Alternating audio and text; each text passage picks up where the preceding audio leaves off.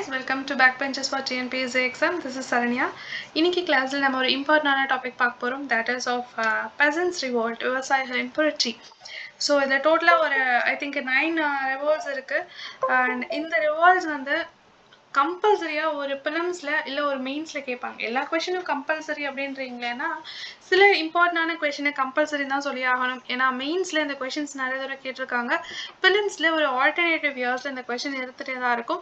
And statement கொஷினாக நிறைய தடவை கேட்டிருக்காங்க. Okay, while I was discussing question paper பண்ணும்போது நான் கம்பல்சரி எந்தெந்த கொஷின் எங்கேருந்து கேட்டாங்கன்னு நான் சொல்கிறேன். இன்னைக்கு கிளாஸில் நான் ஆஸ் யூஷுவல் உங்களோட 8th ஸ்டாண்டர்ட் புக்கில் லம்சமாக நிறையா கொடுத்துருக்காங்க. அப்படியே தூக்கி போட்டு ரீட் பண்ண போகிறது கிடையாது. என்ன ஃபார்மேட்டில் படிக்கணும் அப்படின்னு நான் ஒரு டேப்லேஷன்ஸ் போட்டு வச்சுருக்கேன். அந்த ஃபார்மேட்டில் ப்ரிப்பேர் பண்ணால் போதும். And that is in my own handwriting. அது வந்து ரிட்டன் ஸ்கிரிப்டில் தான் இருக்குது. It's not in PPT. அது உங்களுக்கு ரொம்ப யூஸ்ஃபுல்லாக இருக்கும். அண்ட் ஆஸ் யூஷுவல் நம்மளோட மேப் ஓரியன்ட் ஸ்டடீஸும் இந்த பெசன்ஸ் ரிவர்ஸில் இருக்கும். இயர்ஸ் எப்படி ஈஸியாக ஞாபகம் வச்சுக்கலாம் அப்படின்றதையும் சொல்கிறேன். அண்ட் எதெல்லாம் ஞாபகம் வச்சுக்கணும், எதெல்லாம் எக்ஸாம் ஓரியன்டாக நீங்கள் படிக்கணும் அப்படின்றதையும் I discuss in this class. It's rarely 10 minutes class தான் எப்பயும் மாதிரி. அண்ட் அதில் நீங்கள் பெசன்ஸ் ரிவர்ஸை கம்ப்ளீட்டாக முடிச்சிருவீங்க. I guarantee you guys surely will get full knowledge and complete awareness about this. Okay, so this is the revolt. இது Tamil medium students, English medium students ரெண்டு பேருமே படிக்கலாம். ஏன்னா இது ஒரு பேரு ரிவோல்ட், என்னென்ன இம்ப்ளிமெண்டேஷன் கொடுத்தாங்க அப்படின்றது தான். ஸோ இதில் பெரிய கன்ஃபியூஷன்ஸ் எதுவுமே வேண்டாம். ஃபர்ஸ்ட் முதல்ல வந்த புரட்சி அப்படின்னா சந்தால் புரட்சி அப்படின்னு சொல்லுவோம். சந்தால் புரட்சி அது 1855 to 56. இது ஒரு லம்சமான இயர் இல்லையா? ஸோ 55 5 0 இதெல்லாம் லம்சமான இயர், ஈஸியாக நாம வச்சுக்கலாம். 1855 அப்படி இல்லைன்னா நீங்கள் இந்த பெசன்ஸ் ரிவோல்ட்டை 1857 ரிவோல்ட் இது எல்லாருக்குமே தெரியும் இல்லையா? ஸோ அந்த டைம் அதுக்கு முன்னாடி வந்த ரிவால்ட் அப்படின்னா சந்தால் ரிவால்ட் இப்படியும் ஞாபகம் வச்சுக்காங்க. 2 வருஷத்துக்கு முன்னாடி வந்தது அப்படின்னு. ஸோ இது என்ன ஏரியா அப்படின்னா இட் இஸ் ஆஃப் பீகார். இதை நான் மேப்ல பின்னாடி சொல்றேன். ஸோ அது இன்னும் ஈஸியா இருக்கும். ராஜ்மஹால் ஹில் பீகார்ல இருக்கிற இடத்துல தான் இந்த புரட்சி. நான் எப்படி பிரிச்சிருக்கேன்னு பாருங்க. என்ன புரட்சி, என்ன ரிவால்ட், எந்த வருடம், எந்த இடம், என்ன காரணம், இந்த புரட்சிக்கான காரணம் என்ன, இதுல தலைவர்களா சில பேர் இருந்திருப்பாங்கல்ல, அவங்க பேர் என்ன, அதோட ரிசல்ட் என்ன, ஃபைனலாக அது வந்து அடக்குனாங்களா இல்லை அவங்களுக்கு ஏதோ ஃபேவராக பண்ணாங்களா, இந்த ஃபார்மேட்டில் படிச்சிங்கன்னா அது ரொம்ப ஈஸியாக இருக்கும். உங்களுக்கு வேறு எந்த ஒரு டவுட்டுமே வராது. ஓகே, ஸோ சந்தால் புரட்சி 1855 ராஜ்மஹால் ஹில்ல நடந்தது பீகாரில். மெயினாக என்ன காரணம்னா மணி லெண்டர்ஸ், கடன் கொடுக்குறவங்க, தட் இஸ் ஜமீன்தார், இந்த மாதிரி விஷயம் தான் பிரச்சனையாக இருந்தது. கடன் கொடுத்துட்டு அதுக்கு பதிலாக நிறைய டேக்ஸ் வாங்குறது, இல்லை நிறையா ரெண்ட் வாங்குறது, இன்ட்ரெஸ்ட் வாங்குறது, இல்லை அவங்க லேண்டை கிராப் பண்ணிக்கிறது, இந்த மாதிரி விஷயங்கள் நிறைய நடந்தது.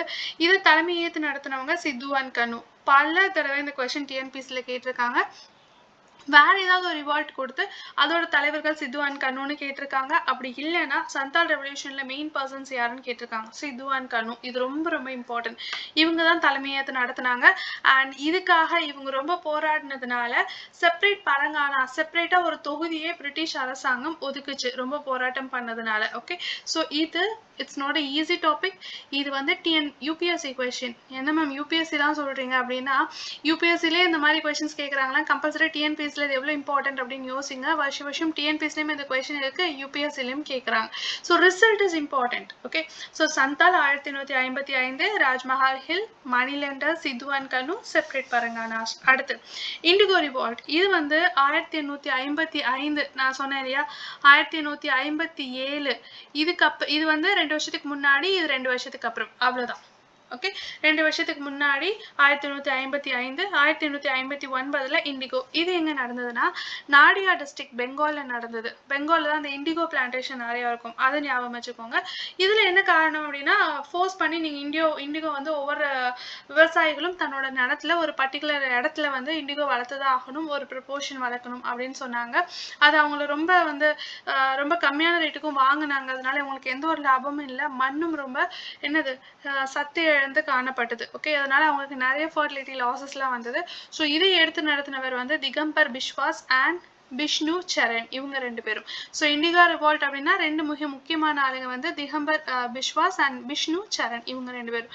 சரி, இதுல என்ன பண்ணாங்க அப்படின்னா இண்டிகோ கமிஷன் ஆக்ட் ஓகே 7 அப்படின்றத 1860 இது 59ல ஸ்டார்ட் ஆயிடுச்சு 60ல முடிஞ்சது கொடுக்கும்போது பிரிட்டிஷ் என்ன பண்ணாங்க இவங்களுக்குன்னு ஒரு கமிஷன் ஸ்டார்ட் பண்ணாங்க 1860ல அப்புறம் செட்டில்டு இன் பீகார் மக்கள் எல்லாம் பெங்கால்ல இருந்து மாத்தி பீகார் யூபி இப்படி ஏரியால செட்டில் பண்ண வச்சாங்க அடுத்து இது வந்து ஹிந்து பேரியட் அப்படின்ற பத்திரிகையில இந்த இண்டிகோ புரட்சி பத்தி நிறைய போட்டு இருந்தாங்க அண்ட் தினபந்து மித்ரா கேள்விப்பட்டிருப்பீங்க நீல் தர்பான் ஓகே ஸோ அந்த நீல் தர்பான் அப்படின்ற பத்திரிகையில தினபந்து மித்ரா அப்படின்றவர் வந்து எழுதியிருந்தாரு ஸோ இண்டிகோ ரிவால்ட் பத்தி ஓகே ஸோ இது ரொம்ப important Hindu Patriot and Dinabandhu Mitra Neel தர்பானும் important indigo commission 1860 important okay அடுத்து பாப்னா வந்து 1873 ஓகே இது 59 இது 73 அதாவது டெக்கான் ரிவால்ட் நான் சொல்றேன் 73 to 76 நடந்துச்சு இது எந்த ஏரியானா பெங்கால் தான் ஆனா இது நாடியா டிஸ்ட்ரிக்ட் இது வந்து யூசுப் ஷாஹி பரங்கானா அப்படின்னு சொல்லுவோம்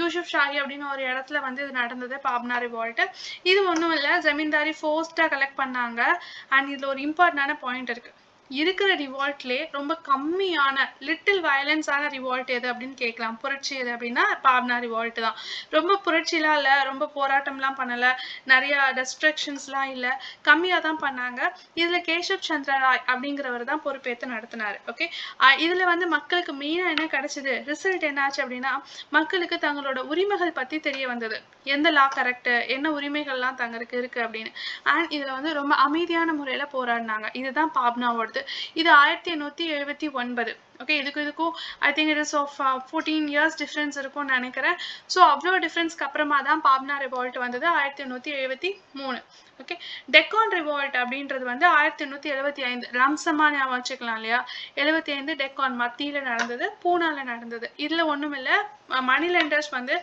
அதுல மெயினா வந்து மாரவாரி ஷவுக்கர் அப்படின்றவர் வந்து ரொம்ப பிரச்சனை பண்ணாரு அண்ட் மக்கள்ல வந்து நிறைய டீக்ரேட் பண்ணதுல மக்கள் போலீஸ்கிட்ட போய் அவர் இவரே டேரக்டா போலீஸ் அன்னைக்கு அந்த ப்ராப்ளம் எல்லாம் கொடுத்துருப்பாங்க தட் இஸ் நாட் இம்பார்ட்டன்ட் நம்மளுக்கு ஓகே என்ன காரணம் யார் காரணம்னா மரவாரி ஷவுகாஸ் இது நான் ஏன் இங்க எழுதியிருக்கேன்னா இவர் லீடர் கிடையாது இவர் தான் பிரச்சனைக்கு காரணம் அதனால இங்க லீடர்ஸ்லாம் யாரும் இல்ல தானே வந்து மக்கள் எல்லாமே போராட ஆரம்பிச்சாங்க டெக்கான் அக்ரிகல்ச்சரிஸ்ட் ரிலீஃப் ஆக்ட் அப்படின்னு ஒண்ணு ஃபைனலா வந்து பிரிட்டிஷ் அனௌன்ஸ் பண்ணாங்க அதுக்கான காரணம் என்னன்னா உங்களோட தேவைகளை அவங்க பூர்த்தி பண்ணுவாங்க ஓகே ஸோ சந்தால செப்பரேட் பரங்கானாஸ் கிரியேட் பண்ணாங்க இண்டிகோ கமிஷன் பண்ணாங்க பாப்னால பிரிட்டிஷ் எதுவுமே பண்ணல மக்களுக்கே ஒரு ஐடியா கிடைச்சது டெக்கான் அக்ரிகல்ச்சரிஸ்ட் ரிலீஃப் ஆக்ட் அப்படின்னு கொடுத்து நீங்க என்னென்னலாம் அக்ரிகல்ச்சருக்கு வேணுமோ அவங்களுக்கு தேவையான ரிலீஃப்லாம் பண்ணி கொடுப்போம் கிரிவன்சஸ்லாம் சால்வ் பண்ணுவோம் அப்படின்னு சொன்னாங்க அடுத்து பஞ்சாப் ரொம்ப ஈஸி இது வந்து 1900 ஞாபகம் வச்சுக்கலாம் ரொம்ப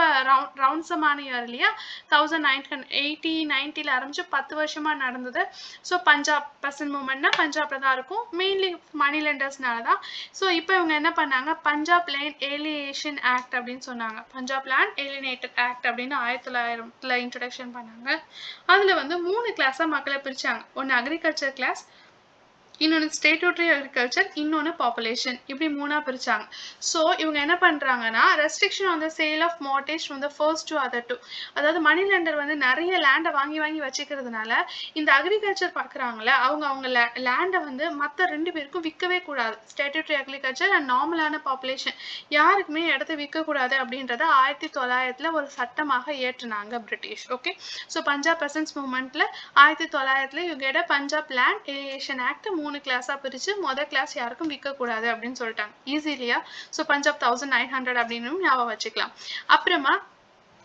பேசிக்கா ஹிஸ்டரி படிக்கிற எல்லாருக்குமே இந்த சம்பரன் அதுக்கப்புறமா வந்து கேதா சத்தியாகிரகா ஓகே இது எல்லாருக்குமே தெரியும் சம்பரன் சத்தியாகிரகா எதுக்கு எப்போ வந்தது அப்படின்னா காந்தி என்ட்ரி 1915க்கு அப்புறமா 1916ல டூர் போயிட்டு வந்துட்டு 17ல சம்பரன் ஸ்டார்ட் பண்ணாரு அது வந்து எக்ஸ்பெஷலி இன் பீகார் ஓகே இது வந்து தின்கத்தியா சிஸ்டம் அதாவது நான் ஏற்கனவே சொன்னேன்ல இந்த இண்டிகோ மாதிரி தான் சம்பரனுமே ஓகே சம்பரன் என்ன சொன்னாங்கன்னா 20ல 3 பங்கு நீங்க வந்து என்ன பண்ணணும் இண்டிகோ பிளான்டேஷன் பண்ணணும் அப்படின்னு சொன்னாங்க இதுக்கு தலைமையேற்று நடத்தினவர் காந்தி அவர் வந்து சம்பரன் அக்ரிகல்ச்சரிஸ்ட் ஆக்ட் அப்படின்னு மே 1917ல ஸ்டார்ட் பண்ணி 18ல முடிச்சாங்க இதுவும் எதுக்குன்னா மக்களோட குறைகளை கேட்டு தீர்ப்பதற்காகவே okay is it clear so 1917 to 18 பீகார்ல தின்கத்தியா சிஸ்டம் காந்தி ஸ்டார்ட் பண்ணாரு சம்பரன் அக்ரேரியன் ஆக்ட் அப்படின்றத 1918ல ப்ரொடியூஸ் பண்ணாங்க இதுக்கப்புறமா கேதா நான் ஏற்கனவே சொன்ன மாதிரி தான் கேதாவும் சம்பரனும் ஒரே மாதிரி தான். கேதா 1918 அடுத்த வருஷமே.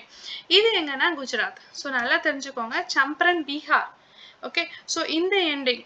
ஓகே, இது வந்து இந்த சைடு கேதா அப்படின்றது காந்தியோட ஓன் ஸ்டேட் குஜராத். இதுல வந்து ஃபெமைன் அப்போ டாக்ஸ் கலெக்ஷன் பண்ணக்கூடாது அப்படின்றது காந்தியோட டாக்ஸ் நிறைய கொடுக்கணும் அப்படின்ற போது மக்கள் பஞ்சத்துல இருக்கும்போது எப்படி டாக்ஸ் கொடுக்க முடியும்? ஸோ டாக்ஸ் கொடுக்க கூடாது அப்படின்னு காந்தி போராடார். No tax campaign. இதுக்கும் ஹெட் வந்து காந்தி தான். ஆனா இங்க ஒரு முக்கியமான விஷயம் இருக்கு. கேதா சத்தியாகிரகால ஒரு முக்கியமான ஆள் அரைஸ் ஆனாரு. அவர் தான் சர்தார் வல்லபாய் பட்டேல், நம்மளோட அயன் மேன். ஓகே, ஸோ அவர் அரைஸ் ஆனது கேதா. அடுத்து இன்னொன்னு இடத்துலயும் அவர் வருவாரு. அந்த இம்பார்ட்டன்ஸ் என்னன்னு சொல்றேன். இதோட ரிசல்ட் வந்து சரி ரெவன்யூவே வேண்டாம் அப்படின்னு சொல்லிட்டாங்க. அவ்வளவுதான். So it's easy right. Kheda 1918 குஜராத்ல ஃபமைன் வந்து டாக்ஸ் கலெக்ஷன்ஸ் அப்போ பண்ணக்கூடாது, நோ டாக்ஸ் கேம்பெயின். காந்தி அதை போராட்டம் பண்ணாரு. கூடவே சர்தார் வல்லபாய் பட்டேலும் பண்ணாரு. அந்த கேதா சத்தியாகிரகத்துல தான் இவர் ஒரு முக்கியமான தலைவர் அப்படின்ற பேரை வாங்கினாரு. அதுக்கப்புறம் மப்லா. இது வந்து 1921 கேரளால நடந்தது. கேரளால நடந்த ஒரே ரிவால்ட் அப்படின்னு சொல்லலாம். மேக்சிமம் எல்லாமே நார்த் இந்தியாஸ்ல தான் நடந்திருக்க ரிவால்ட் எல்லாமே. ஸோ இதுல வந்து மப்லா அப்படின்றது வந்து முஸ்லிம் பெசன்ஸ், அதாவது முஸ்லிம் விவசாயிகள் ஹிந்து ஜமீன்தார்ஸால டிஸ்டர்ப் பண்ணப்பட்ட ஒரு போராட்டம் அப்படின்னு சொல்லலாம். இது எதை பார்த்து நடந்தது அப்படின்னா மலபார் டிஸ்ட்ரிக்ட் கான்ஃபரன்ஸ் அப்படின்றது வந்து 1920 ஏப்ரல்ல நடந்தது. அதுல வந்து மக்களோட விவசாயிகளோட உரிமைகளை தெரிஞ்சுக்கிட்டாங்க. மலபார் டிஸ்ட்ரிக்ட் கான்ஃபரன்ஸ்ல தெரிஞ்சுக்கிட்டு ஆனா முஸ்லிம்ஸ் விவசாயிகள்லாம் ஹிந்து ஜமீன்தாருக்கு அகெயின்ஸ்டா போராடினாங்க. ரொம்ப ரொம்ப இம்பார்ட்டன்ட். இதுல எந்த ஒரு தலைவருமே கிடையாது. அண்ட் ரிசல்ட் வந்து எதுவுமே இல்லை. போலீஸ் அப்படியே சப்ரஸ் பண்ணிட்டாங்க. ஓகே, எந்த ஒரு இண்டிவிஜுவல் லேண்டும் கொடுக்கல, எந்த ஒரு பரங்கானாஸும் ஃபார்ம் பண்ணல, கிரிவன்சஸ் மீட்டிங்ஸ் எதுவும் அரேஞ்ச் பண்ணல. ஆனா மப்லா ரிவால்ட்டை கம்ப்ளீட்டா போலீஸ் அடக்கிட்டாங்க. நிறைய பேர் இறந்தாங்க அப்படின்றது இன்ஃபர்மேஷனும் கொடுத்துருக்காங்க. அது நம்மளுக்கு தேவையில்லை. போலீஸ் சப்ரஸ்ட் அடக்கிட்டாங்க அப்படின்றது மட்டும் தெரிஞ்சா போதும். கடைசி பர்டோலி, இதுவும் அதே தான் குஜராத்ல. அண்ட் இது 1920. இது 21னா அடுத்த ஒரு 10 வருஷத்துல. ஓகே, 30க்குள்ள. ஓகே, ஆனா எக்ஸாக்ட் டேட் கொடுத்துருக்காங்க 12th Feb 1928 அப்படின்னு கொடுத்துருக்காங்க. ஸோ நடுவில் எடுத்துக்கலாம். ஸோ 21 அப்படின்னா 29, 30 அண்ட் 28 நடுவில் குஜராத்தில் நடந்தது. Protest against land revenue. திடீர்னு வந்து இடத்துக்கான வரியை வந்துட்டு 30% கூட்டிட்டாங்க. ஸோ அதனால வந்து போராட்டம் நடந்தது. இதில் வந்து சர்தார் வல்லபாய் பட்டேல் தான் முக்கியமான தலைவர். அதாவது கேதா சத்தியாகிரகால அவர் ஒரு இம்பார்ட்டன்டான லீடரா உயர்ந்தாலும் இந்த பர்டோலி சத்தியாகிரகத்தை ஏற்று நடத்தினவர் முழு பொறுப்பு யாருன்னா Sardar Vallabhbhai Patel.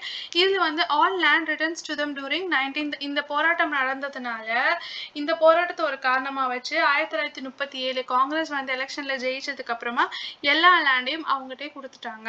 This is a solution. Okay, so ரொம்ப ரொம்ப ஈஸியான ஒரு டாபிக். நீங்க இந்த ஃபார்மேட்ல மட்டும் படிங்க, உங்களுக்கு கம்ப்ளீட் ஈஸியா இருக்கும். வேற எதுவுமே தேவை கிடையாது. இது முடிச்சிட்டிங்கன்னா யூ கெட் சாட்டிஸ்ஃபேக்ஷன்ஸ். நான் ரிவால்ட் முடிச்சிட்டேன். சந்தால் என்ன, இண்டிகோ என்ன, பாப்னா, டெக்கான் என்ன, Punjab, Champaran and Kheda, Moplah and Bardoli. Whatever the question you ask I will able to answer அப்படின்ற தாட் உங்க எல்லாருக்குமே வரும். அண்ட் அதோட நான் நிப்பாட்டில் you got a map questions. மேப்ல இருந்து எப்படி படிக்கணும். ஸோ மேப்ல அப்படின்னு பார்த்தீங்கன்னா நான் தனியாக ஸ்டேட்டாகவே போட்டிருக்கேன். ஓகே, ஸோ இங்கே பார்த்தீங்கன்னா பீகார்ல 2 நடந்தது. சந்தால் சொல்லிட்டு 1855. சம்பரன் சத்தியாகிரகா. சம்பரன் எங்க இருக்கு அப்படின்னா it is in Bihar. 1917 to 18 Gandhiji start பண்ணது. அப்புறம் வெஸ்ட் பெங்கால்ல 2 indigo and Pabna. Indigo 1859, indigo commission 1860 சொன்னேன் இல்லையா. Pabna 1873 to 76. And Pabna is mainly of what Yusuf Shahi of பெங்கால்ல நடந்தது. ஜமீன்தார் கேசப் சந்திர ராய். அண்ட் இதுதான் ரொம்ப ரொம்ப பீஸ்ஃபுல்லான ஒரு அஜிடேஷன் அப்படின்னு நான் உங்களுக்கு சொல்லி தந்தேன் இல்லையா. பாப்னா பாவம் போல நடந்ததுன்னு கூட ஞாபகம் வச்சுக்கோங்க. ரொம்ப பீஸ்ஃபுல்லான ஒரு அஜிடேஷன்ஸ். ஓகே, அடுத்து பஞ்சாப் லம்சம் 1900, அதாவது ஓகே 1900. அண்ட் இதில் வந்து பஞ்சாப் லேண்ட் எலியேஷன் ஆக்ட் சைன் பண்ணாங்க. அண்ட் அதில் கிரிவன்சஸ் எல்லாம் தீர்த்து வச்சாங்க. 3 கிளாஸாக பிரிச்சு. குஜராத்தில் 2, ஒன்று கேதா காந்தியால, இன்னொரு Bardoli. So 18, 28 Kheda Gandhi and Sardar Vallabhbhai Patel. Bardoli completely Sardar Vallabhbhai Patel. நாங்கள் கேரளாவில் எழுதல மோப்லா. அண்ட் இது வந்து 1921 மறக்கக்கூடாது. இன்னொரு விஷயம் டெக்கான். இது ஃபுல்லுமே வரும். டெக்கான் உங்களுக்கு ஃபுல்லும் வரும் இல்லையா. ஸோ கம்ப்ளீட்டாக ஷேட் பண்ண முடியல. So it is of 1875. Okay, இவ்வளோதான்.